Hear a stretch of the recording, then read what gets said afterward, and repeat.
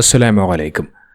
വളരെയധികം അതിപ്രധാനമായ നമ്മളെല്ലാവരും പ്രത്യേകം മനസ്സിലാക്കേണ്ട ഒരു കാര്യത്തെക്കുറിച്ചാണ് ഞാനിവിടെ പറയാൻ പോകുന്നത്. അതുകൊണ്ട് തന്നെ ഈ വീഡിയോ നിങ്ങൾ വളരെയധികം ശ്രദ്ധയോടുകൂടി കാണേണ്ടതുണ്ട്.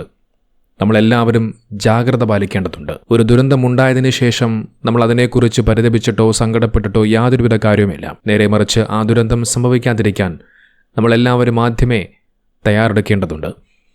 ഞാനീ പറഞ്ഞു വരുന്നത്, നമുക്കറിയാം പരിശുദ്ധ റമളാൻ നമ്മളിലേക്ക് ആഗതമാകാൻ പോവുകയാണ്.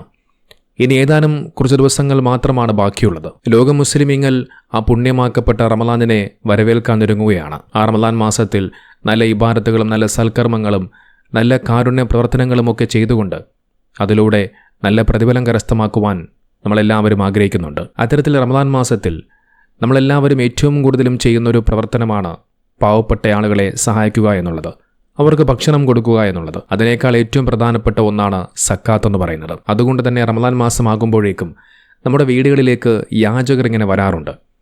പതിവിൽ നിന്ന് വ്യത്യസ്തമായി ഒരുപാട് യാചകരെ ആ സമയത്ത് കാണാൻ സാധിക്കും. റമളാൻ മാസമാകുമ്പോൾ മുസ്ലിമീങ്ങൾ അവർ സക്കാത്ത് കൊടുക്കും എന്നറിഞ്ഞുകൊണ്ട് തന്നെയാണ് അത്തരം ആളുകൾ നമ്മുടെ വീട്ടിലേക്ക് എത്താറുള്ളത്. അങ്ങനെ നമ്മുടെ വീടുകളിലേക്ക് വരുന്ന ആളുകൾ അത് യാചകർ തന്നെയാണോ, ഇനി യാചകരുടെ വേഷം കെട്ടി വന്ന ആളുകളാണോ എന്നൊന്നും നമുക്കറിയില്ല. നമ്മളങ്ങനെ പ്രത്യേകിച്ച് നോക്കാറുമില്ല. ഞാനിതിവിടെ ഇപ്പോൾ പറയാൻ കാരണം, ഞാനൊരു വാർത്താക്കുറിപ്പ് കാണാനിടയായി. കാസർഗോഡ് ടുഡേ എന്ന് പറയുന്ന ഒരു ഫേസ്ബുക്ക് പേജിലാണ് ഞാൻ ആ ഒരു പോസ്റ്റർ കണ്ടത്. റമളാൻ തുടങ്ങാനിരിക്കെ ഉത്തരേന്ത്യയിൽ നിന്നും ഉൾപ്പെടെ കേരളത്തിലേക്ക് വന്നത് 100,000-ഓളം വ്യാജ യാചക വൃത്തിക്കാർ. ജാഗ്രത പാലിക്കണമെന്ന് കേരള പോലീസ്. ഉത്തരേന്ത്യയിൽ നിന്നും ഉൾപ്പെടെ 100,000-ഓളം വ്യാജ വേഷം കെട്ടി വരുന്ന യാചകർ കേരളത്തിലേക്ക് വന്നുവെന്നാണ് ഇതിൽ പറയപ്പെടുന്നത്. ഈ വാർത്തയുടെ യാഥാസ്ഥികത, നിജസ്ഥിതി എത്രത്തോളമാണെന്ന് എനിക്കറിയില്ല. പക്ഷേ ഇതിനെ അങ്ങനെ തള്ളിക്കളയാനുമാകില്ല. ഒരു നേരത്തെ ആഹാരം കഴിക്കാൻ, വയർ നിറയ്ക്കാൻ വേണ്ടി കഷ്ടപ്പെടുന്ന ഒരുപാട് യാചകരുണ്ട്. എന്നാൽ അതേ യാചകരെ ചൂഷണം ചെയ്ത് ജീവിക്കുന്ന, ആ യാചകരുടെ വേഷം കെട്ടി പൈസ പിരിക്കാൻ വരുന്ന വ്യാജന്മാരും കൂട്ടത്തിലുണ്ടെന്നുള്ള കാര്യം മറന്നുപോകരുത്. ആ യാചകന്മാരുടെ വേഷം കെട്ടി വരുന്നവർ ഒരുപക്ഷെ അതത്ര നിസ്സാരക്കാരായിരിക്കില്ല. നമുക്കറിയാം, കേരളത്തിലെ അടുത്ത കാലത്തായി നമ്മൾ നിരന്തരമായ ഒരുപാട് വാർത്തകൾ കേട്ടു. ഉത്തരേന്ത്യയിൽ നിന്നും അന്യസംസ്ഥാന തൊഴിലാളികൾ ഇത്തരത്തിൽ നമ്മുടെ നാട്ടിലേക്ക് വന്നുകൊണ്ട് വീടുകളൊക്കെ കുത്തി തുറന്ന് പൈസ എടുത്തുകൊണ്ട് പോവുകയും സ്വർണം എടുത്തുകൊണ്ട് പോവുകയും എന്തിന് ആളുകളെ വരെ കൊല്ലുന്ന വാർത്തകൾ നമ്മളെല്ലാവരും നിരന്തരമായി കേട്ടു. അത്തരമൊരു അപകടം പിടിച്ച ഒരു കാലഘട്ടത്തിൽ കൂടി, അത്തരമൊരു സാഹചര്യത്തിലൂടെയാണ് നാം എല്ലാവരും കടന്നു പോകുന്നത്. അതുകൊണ്ട് ഈ യാചക വേഷം കെട്ടിവരുന്നവർ അത് ഏതൊക്കെ തരത്തിലുള്ള ആളുകളാണ് എന്നുള്ളതിനെക്കുറിച്ച് നമുക്കൊരു വ്യക്തതയുമില്ല, ഒരു ധാരണയുമില്ല. അതുകൊണ്ട് തന്നെ ഈ ഒരു റമളാൻ മാസം നമ്മളിലേക്ക് കടന്നു വരുന്ന ഈ ഒരു സമയത്ത് നമ്മളെല്ലാവരും വളരെയധികം ജാഗ്രതയോടുകൂടി വേണം ഈ കാര്യങ്ങളെ നോക്കിക്കാണാൻ. നമുക്കറിയാം, പ്രത്യേകിച്ച് നഗരപ്രദേശങ്ങളിലൊക്കെ ആ വീടുകളൊക്കെ അടുത്തടുത്തായിരിക്കും. നമ്മൾ ഏറ്റവും കൂടുതലും സൂക്ഷിക്കേണ്ടത് ഈ പഞ്ചായത്ത് പോലുള്ള പ്രദേശങ്ങളാണ്.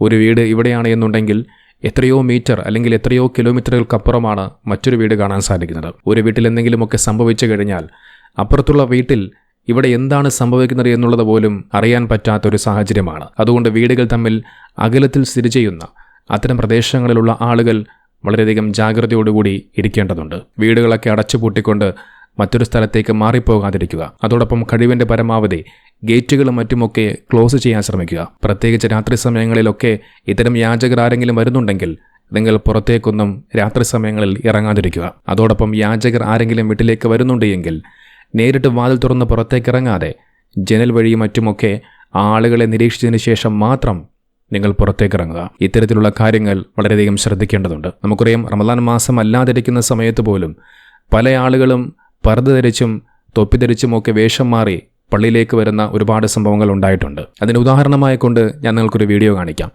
ഒരു ഹിന്ദുവായ യുവാവാണ്. അവൻ്റെ മൊബൈൽ പരിശോധിക്കുന്ന സമയത്ത് അവനേതോ വാളും പിടിച്ചു നിൽക്കുന്ന ചിത്രങ്ങളുമൊക്കെയുള്ള പിക്ചറുകൾ കാണാൻ സാധിക്കുന്നുണ്ട്. എന്നാലോ അവൻ തൊപ്പി ധരിച്ച് വേഷം മാറി പള്ളിയിലേക്ക് വന്നു എന്നുള്ളതാണ്. ആ വീഡിയോ ഒന്ന് കണ്ടു നോക്കൂ.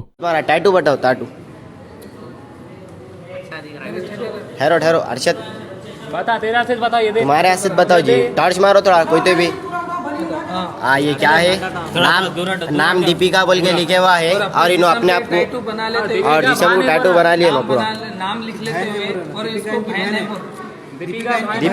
दीपिका इनकी बहन है कहते। फोन निकालो उनका, जरा फोन बताओ। फोन बताओ फोन। और ये पेपर से ये सारे ये पूरे फेक पेपर से, ये पूरे फेक्स पेपर है, ये पूरे फेक पेपर है। ऐसे ही हर मस्जिदों से करते हैं। अभी रमजान आ रहा है, रमजान में खास करके इसके बारे में ये इनका फ़ोन है, इसमें गैलरी में देखोगे फोटोज। तलवार आने ले थोड़ा जूम करो तुम्हारा टैटू बताओ टैटू ठहरो ठहरो अरशद बता तेरा से बता ये तुम्हारे हाथ से बताओ जी टॉर्च मारो थोड़ा कोई तो भी हाँ ये क्या है नाम दीपिका बोल के लिखे हुआ है और इन्हों अपने आप टैटू को बना लेते और जिसम को टैटू बना लिए ना पूरा नाम लिख लेते हुए और इसको बहन है दीपिका इनकी भाई नहीं कहते इन्हें क्या है कि फोन निकालो फोन फोन बताओ फोन और ये पेपर से ये सारे ये पूरे फेक पेपर से काम है ये पूरे फेक्स पेपर है ये पूरे फेक पेपर है ऐसे ही हर मस्जिदों से करते हैं और अभी रमजान आ रहा है रमजान में खास करके इसके बारे में ये इनका फ़ोन है, इसमें गैलरी में देखेंगे फोटोज। तलवार आने ले थोड़ा जूम करो സാധാരണ സമയങ്ങളിൽ തന്നെ ഇത്തരം സംഭവങ്ങൾ ഉണ്ടാകുമ്പോൾ പിന്നെ റമദാൻ മാസം പറയേണ്ടതില്ലല്ലോ. ഇത്തരത്തിൽ യാചകരുടെ വേഷം മാറി വരുന്ന ഇത്തരം ആളുകളുടെ ലക്ഷ്യങ്ങൾ, അവരുടെ ഉദ്ദേശങ്ങൾ എന്താണ് എന്നുള്ളത് നമുക്കാർക്കും തന്നെ അറിയില്ല. അതുകൊണ്ട് നിങ്ങളെല്ലാവരും ഈ ഒരു കാര്യം പ്രത്യേകം ശ്രദ്ധയോടുകൂടി കാണേണ്ടതുണ്ട്. അതോടൊപ്പം കഴിവിൻ്റെ പരമാവധി ഈ വീഡിയോ മറ്റുള്ളവരിലേക്കും നിങ്ങൾ ഷെയർ ചെയ്തെത്തിക്കാൻ ശ്രമിക്കുക. ഇതോടൊപ്പം ഞാൻ നിങ്ങൾക്കൊരു മോളെ പരിചയപ്പെടുത്താം. ഒരു സുന്ദരിയായ മോളാണ് ഫാത്തിമ സന എന്ന് പറയുന്ന നല്ല സുന്ദരിയായ മോൾ. പക്ഷേ ആ പൊന്നുമോൾക്ക് കാഴ്ചയില്ല. കാഴ്ചയില്ലാത്ത ആ മകൾ അള്ളാഹുവിൻ്റെ പരിപാവനമായ ആ മസ്ജിദുൽ ഹറമിലേക്കും മസ്ജിദുൽ നബവിയിലേക്കും യാത്ര പോയിരിക്കുകയാണ്. യാത്ര പോകുന്നതിന് മുമ്പ് എടുത്ത സരമോളുടെ ചിത്രമാണ് നിങ്ങളിപ്പോൾ ഇതിൽ കാണുന്നത്. MKM കാമിൽ സക്കാഫി കൊടങ്ങ എന്ന് പറയുന്ന ഒരു ഉസ്താദാണ് ഈ മകളുടെ ചിത്രം സമൂഹ മാധ്യമങ്ങളിൽ പങ്കുവച്ചത്. അതോടൊപ്പം അദ്ദേഹം മനോഹരമായ ചില കുറിപ്പുകളും എഴുതി. കണ്ണിന് കാഴ്ചയില്ലെങ്കിലും ഹൃദയം കൊണ്ട് കഅബയും മദീനയും കാണാൻ ആഗ്രഹിക്കുന്ന ഫാത്തിമ സനമോൾ പുറപ്പെട്ടിരിക്കുന്നു. റബ്ബേ, ഈ പൊന്നുമോളുടെ പ്രാർത്ഥന കേൾക്കണേ, ആമീൻ. അദ്ദേഹം ഇതിൽ പറഞ്ഞതുപോലെ ആ പൊന്നുമോൾക്ക് കണ്ണിന് കാഴ്ചയില്ലെങ്കിലും ഹൃദയം കൊണ്ട് ആ കഅബയും ആ മദീനയും ഒന്ന് കാണാൻ ആ മകൾ പുറപ്പെട്ടിരിക്കുകയാണ്. നോക്കൂ, ആ മകൾ എത്ര ഭാഗ്യവതിയാണ്. നാം മനസ്സിലാക്കേണ്ട ഒരു കാര്യമുണ്ട്.